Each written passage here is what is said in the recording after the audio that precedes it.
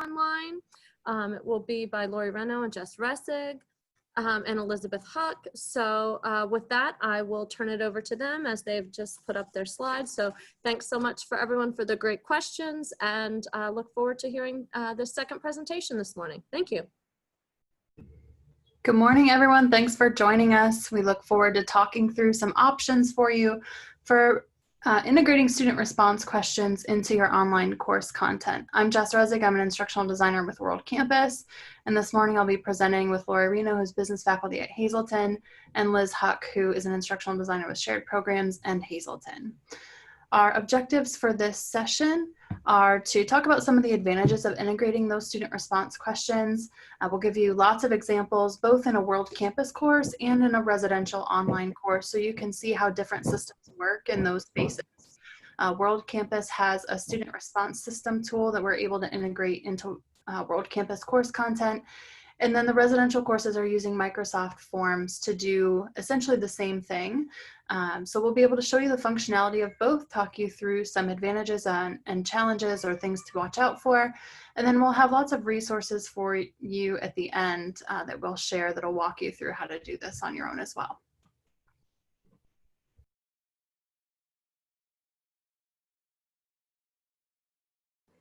Hi everyone, I'm Reno, and I'm going to get us started by doing a quick level set as to why student response questions in an online environment can be so valuable.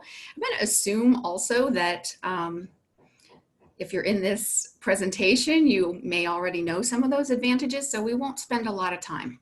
I do want to start with a quick question. If you could put the answer in chat so that we can see them, and just know that only the panelists will see your answers. There's no right and wrong, and it's a quick off the top of your head kind of question, so don't sweat it. The question is, if you had to describe your mood right now as a noun, what would it be? You know, sometimes this kind of question is outside of people's comfort zone, but I do want you to take the opportunity to put it down. And while you're doing so, I'll give you two examples. One very straightforward. I always, in my residential classes, when I do this, I always get bed as an answer because they're always tired. They're perpetually tired. But I also get answers like wind chimes, and I've had that a couple of times for different reasons. Some people see it as a symbol of some kind of freedom and airiness, lightness, and others look at it as a perspective on life, sort of the ability to make music out of bad weather or windy weather.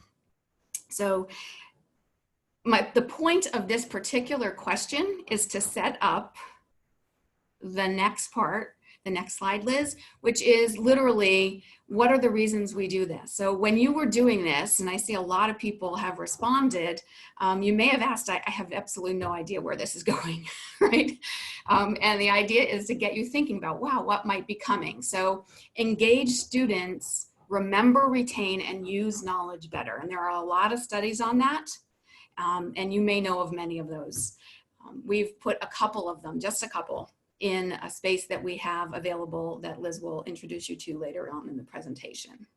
There are also studies that show that seeing others' responses, especially in an online environment, creates connections between students that are otherwise hard to put in place, and also exposes students to multiple perspectives. Again, not always easy to do in an online class. Student response questions can be looked at in other ways too. For example, maybe you haven't considered that while we're talking online environment, you know, full online class, they can definitely be used in a hybrid or blended situation, or in web enhanced classes. Every single one of my residence classes has web enhancement, where there are activities that they do online. And so there's a real opportunity to use student response questions there. And finally, maybe you're one of those faculty members or staff or instructional designers who are starting to work with an online, open educational resource environment. And maybe you're even creating some or all of your own content. So surely student response questions would help in those areas. That's our level set. Now I'll get into the types of questions that we ask. And we look at the types of questions in two ways. So when you're creating a question, first know the purpose, right? So one of the reasons we put together the student response questions in one of the classes I worked on was reflection. This idea of getting students involved in how the particular topic affects them, right? And the example, one example from our the class that I teach, which is consumer behavior, is after reviewing the information on websites for brands above, please reflect on these cause marketing campaigns. Do they change the way you think about these brands? And then they have a choice of a scale about how much, from nothing, doesn't change my way of thinking at all, to obviously fully changes. The next purpose would be to set up the next topic. And while it might not be self-evident by this particular one, in context, we are literally getting ready to ask them if advertisements with a fear appeal can change their attitude towards smoking in this particular case. So we ask first, we need to know what their background is. And so we ask, are you a smoker, or is there a smoker in the house? And it is a simple yes/no question. They only have 2 choices. The third purpose is to assess knowledge, right? So I've presented a topic, and now I just want to make sure they understand it. So in this case, they were given a macro, an Excel macro that allows them to calculate the customer lifetime value in dollars of a customer in over a course of years. And so we asked specifically about customer 1 in year 3. They have to read the Excel spreadsheet and give an answer. This is open-ended. So these 3 show 3 different purposes for questions. Feel free to put in the chat if you can think of any other broad categories. We would certainly share them with everyone. Unfortunately, chat is only seen by the panelists right now, but we'll be glad to share them going forward. The other way you can look at types of questions is literally how they're constructed, right? So you can see each one of these questions were also chosen because they're a different type of question. The first one, the reflection, this particular reflection, is a Likert or sliding scale question.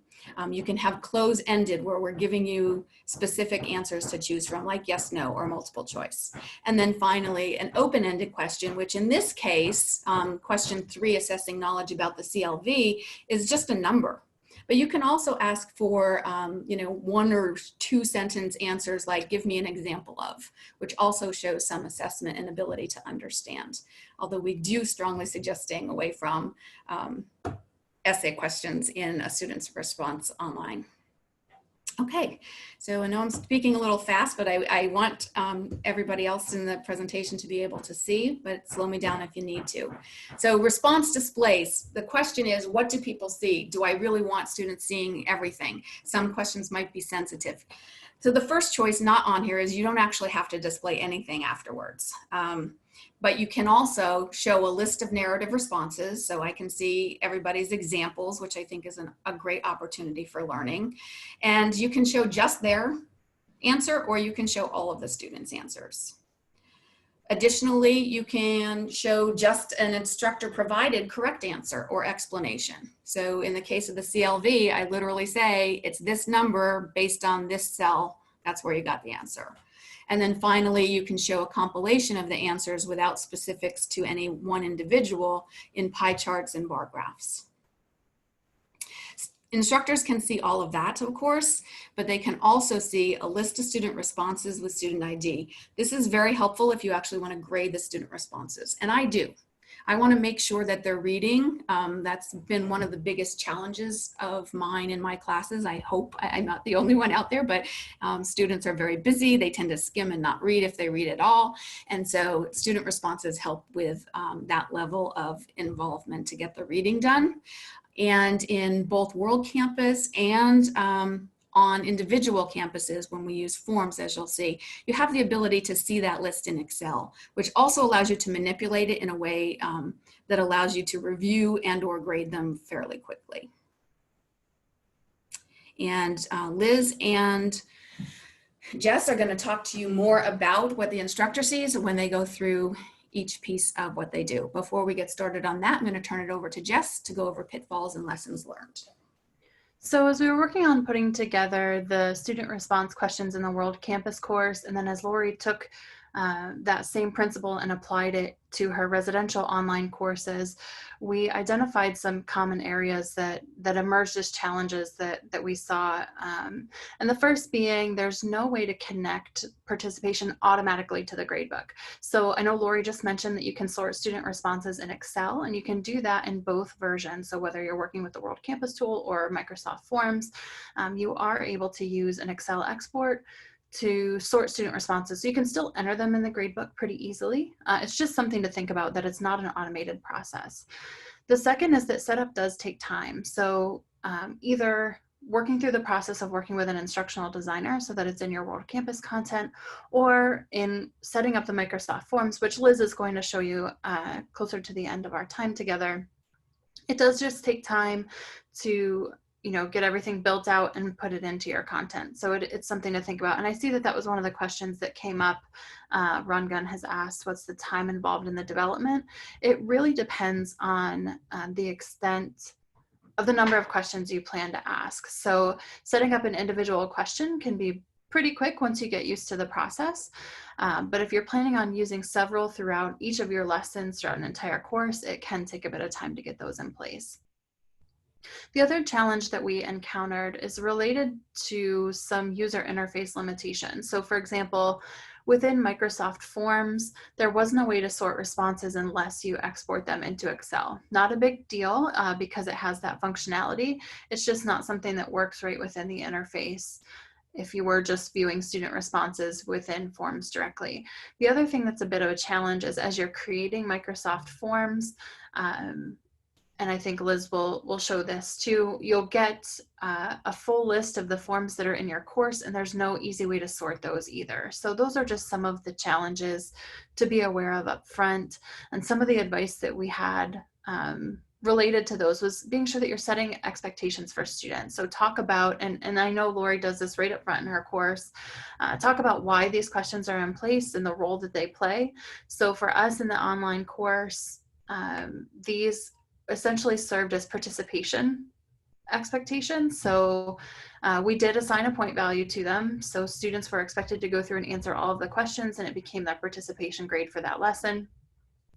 Also, just kind of keep an eye on any limitations within the tools. So for example, we found out that there is a character limit to the World Campus student response system. We didn't know that until a student tried to write a really long response to one of the questions, and the system wouldn't accept it. So that was just something for us to be aware of and to let students know, kind of some expectations around the length and scope of what they should be submitting. And then the other is to let students know who can see their responses. So you've got some flexibility to choose between letting students just see their own response or letting students see what everyone has said. And so it's important to let them know who's going to be able to see what they're sharing so that they understand, if there's anything sensitive or if they're sharing a personal experience, who has access to that information. The next is to be intentional. So Lori's talked about, those key areas that you can cover and what research tells us about the goals and the purpose of using integrated questioning. So, we try to be careful not to use it everywhere. We try to think intentionally about where questions would be a good fit, where it was important to activate prior knowledge or to be thinking about where we want to check students for understanding before we move on. Lori had taught this course a few times, several times before we did the revision. So she was able to think about where students typically struggle and the concepts that they may have a harder time with. And we were able to add questions in those spaces to make sure that we're prompting student understanding. The next two kind of go together. So provide feedback and address student responses. Within the systems, you're able to add automated feedback. So especially for those questions that are testing student understanding and asking them to provide an answer, you're able to let them know whether or not that answer is right or wrong. But then it's also important within your weekly announcements or your emails to talk a bit about the trends and themes that you saw in the student responses from the week prior. That lets them know that you're taking a look at what they're providing, and that you've got a sense of whether or not students are doing well with concepts, or you have some areas you may need to address or provide supplemental resources for. And then the last piece of advice is just downloading the spreadsheet. So I know we talked about this a bit already. I won't go over that again. It's just helpful for you to be able to pull those from Excel. So next up for me, I wanted to show you what the World Campus tool looks like in context. So the next several slides are those 3 questions that Lori introduced from the beginning of the presentation in context within her World Campus marketing course. So you can see the first question was related to the online brands, and once students were looking at cause marketing campaigns, they were asked to decide whether or not the cause marketing changed their perspectives on the brand. So you can see that this is a sliding question. Students would move that marker to the left or the right, depending on how they felt, and then hit the submit button. And then if you want to go ahead and advance the slide, this will show you what students see once they submit their answer. So you can see the indicators across the bottom are where each of the students place their individual marker, and then it creates a bar graph based on where those responses commonly fell. And then if you advance one more slide, it'll show you what the instructor sees. So I've blocked out the student names and IDs, but it does show you a list of student responses and then the timestamp for when those were submitted. And I know we've only got about 10 minutes left, so we'll go through this kind of quickly. This is the second question, which was whether or not there's a smoker in the home. So there's a true false. It generates a pie chart for students for them to see. And then again, in the instructor view, generates a list with student name and user ID, as well as that timestamp for what they chose. And then lastly, there was an open-ended question. You can see that Lori provided an Excel worksheet the students had to work with. They typed in their response to a question. Once they submitted on this question, they received feedback. So if you want to go ahead and advance, so it'll show them what the correct answer was and where to find it. For questions that involved more complex math, it would have listed the steps that they needed to follow. And then from the instructor view, you could see a list of student answers. So this is a great place to be able to go in, check your student responses quickly, make sure that they understood the concept. You can see, just as an example, all 4 of the students listed here got the correct answer. And you can see the timestamp there again. So that's it for the World Campus tool. I'll turn it over to Liz to go over Microsoft Forms.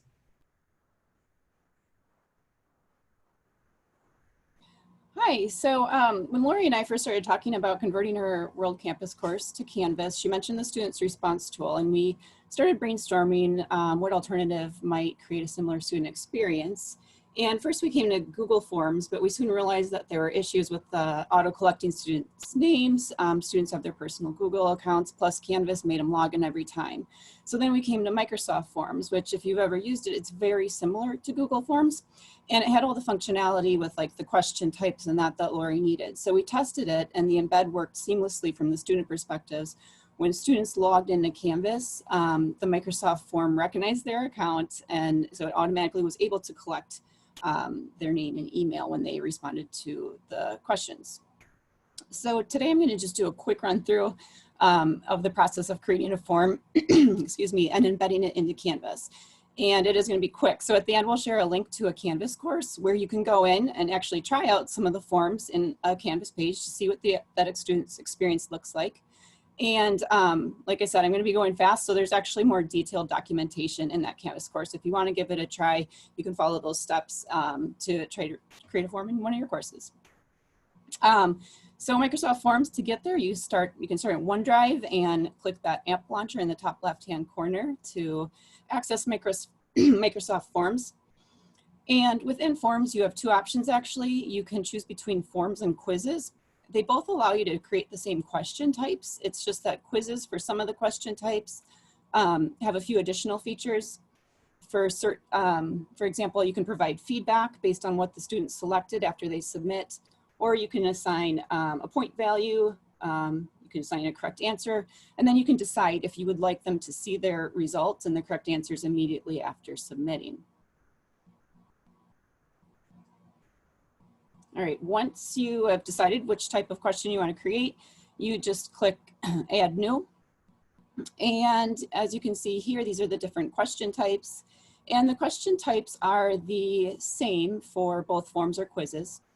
So you just select, multiple choice, text, and then there's a couple other ones that you can pick from.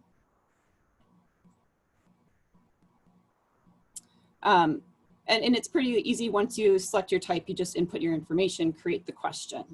So once you have your question created and you're finished with that form, you want to get ready to put it in a Canvas. The next step is to copy the embed code. So you click share in the top right-hand corner. And this is also where you can decide if you want to collect student names or not. So you can have it be an anonymous activity. Then you click this embed icon down here. I think by default it starts off with just sharing a link, but you need to change it to this embed code, the caret and the 2 slashes, and then click copy. That copies that embed code to your clipboard, and with it and copied to your clipboard, you're gonna hop over to Canvas and either create a new page or go to an existing page where you would like to embed the form. On that page, click edit. And then if you have a little bit of text or image on your page, I would recommend adding some kind of a marker. So I use this bracket, insert form here, bracket, very creative, so that I knew exactly where I wanted to insert it. When you get into the HTML, it can be a little bit difficult to find that spot. So then with that marker in place, you're gonna click the HTML editor. And then this is that same page, but just with the code displayed.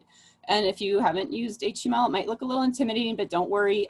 If you use the marker, just hit Control F and then search for that text. So if I search for it, it's gonna take me right to, I can see exactly where I want to insert my form. And I'm gonna select all of that text exactly. This is one kind of really important detail that you don't wanna select anything more, anything less. So highlight that whole marker and then right click and paste your embed code. And then you just click save and your form is gonna show up on your Canvas page.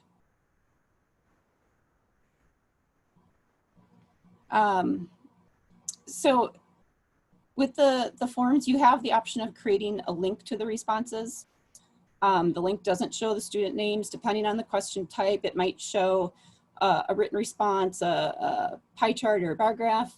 And to get that link in forms, there's 2 tabs, questions, where you're adding your questions, and responses. And there's 3 little dots right here that you click on, and then just click get a summary link. And that is where you just take that link and paste it into your Canvas course if you want your students to be able to select that link. All right, once your students have submitted some of their responses, here's an example of what the instructor sees in forms for that open-ended response. So it just shows a couple of the latest responses. I blurred those out, but you can see how many were responded. And then here's that link to open in Excel. And then another example is the true false multiple choice. So again, you get the pie chart or the graph, depending on the question type. All right, with that, we'll share the link to the Canvas course. And this is where you can see the student perspective using forms.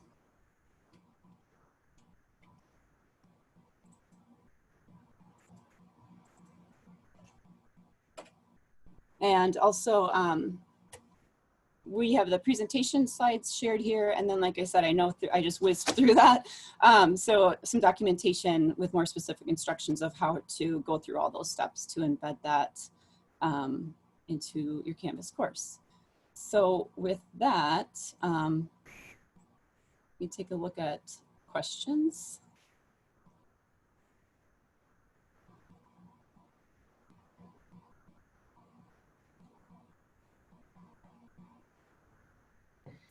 While you're looking at questions, Liz, I will answer a couple that popped up in the chat session that were not put in Q&As, just regarding the abbreviation. So I will definitely spell them out for you. I did save them, but I did not spell them out on the slide. So CLV was specific to the course, that's customer lifetime value. OER was open educational resources, and SRQs were student response questions.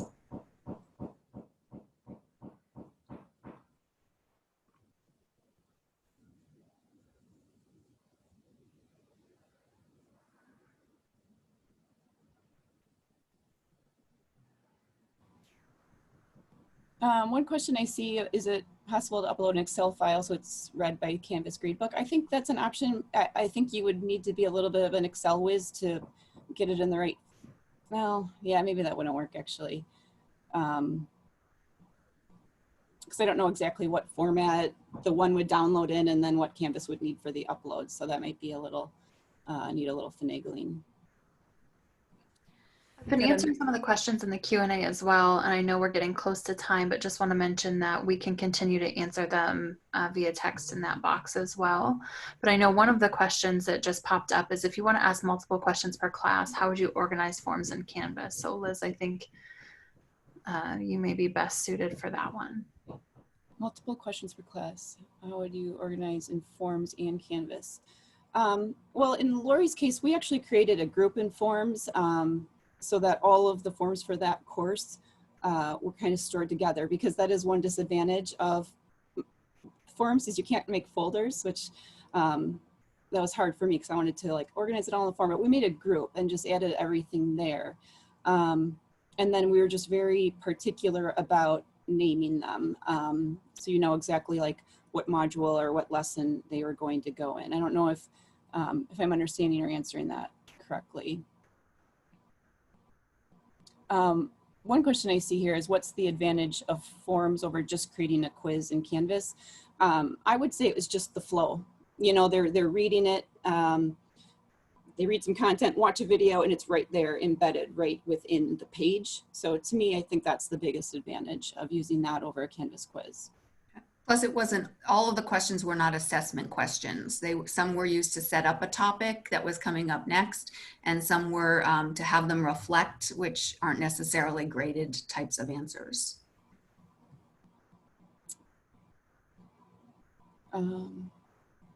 Oh, this is a great question. What happens when you reuse the same questions for multiple semesters? You do have to go in. This is a little bit of a disadvantage depending on how many you use, because you do have to go in and manually clear the responses from the previous section.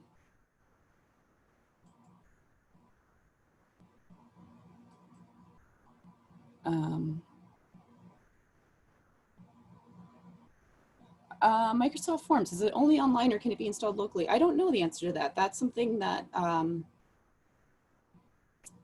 we'd have to look into. And we can look into that and try and find an answer, because I don't know. I use the online version. And then that's another really good question with math equations. And I don't know that one off the top of my head as well. Especially with accessibility, because I was going to say you could put an image, but that probably wouldn't be accessible. So yeah, we'd have to look at that one as well, because I don't know off the top of my head if math equations, or if it would take any kind of equations. This is Amanda. We are out of time, so I just wanted to say many thanks to Lori, Jessica, and Elizabeth for a great presentation on how to increase engagement in online classes. So thanks so much. They have put their emails on there if you have additional questions. This session is being recorded, so those questions will be available in there. And with that, starting here in about 2 minutes, we are going to have lightning talks from the library. So I'm going to